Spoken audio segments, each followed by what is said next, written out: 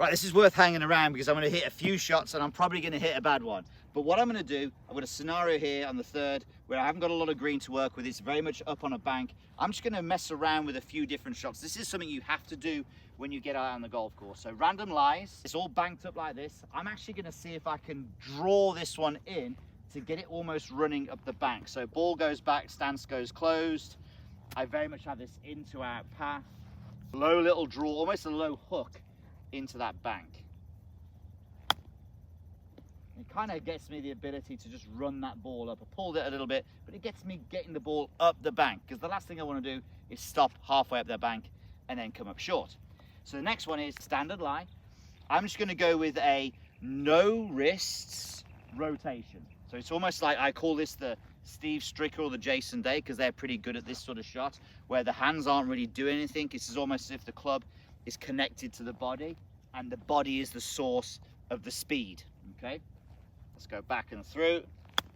That one worked quite nicely.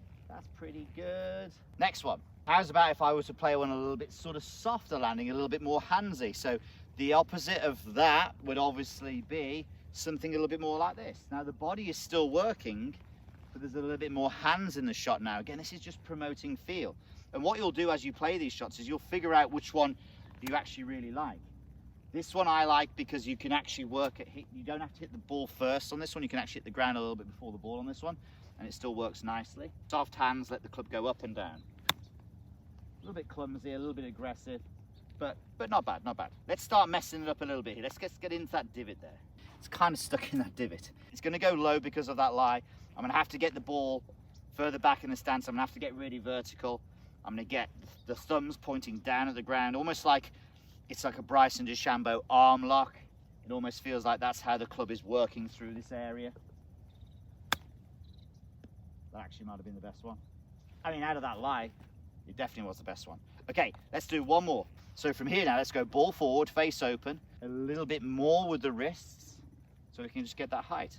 One thing I remember when we spoke to Dan Grieve, which I really like, getting the hands and arms coming around your body like that really is good for softness and height. That's pretty nice as well. I've hit 5 shots, all different, all from the same place, all to the same flag. Please work at this versatility, get in one place and play lots of different options.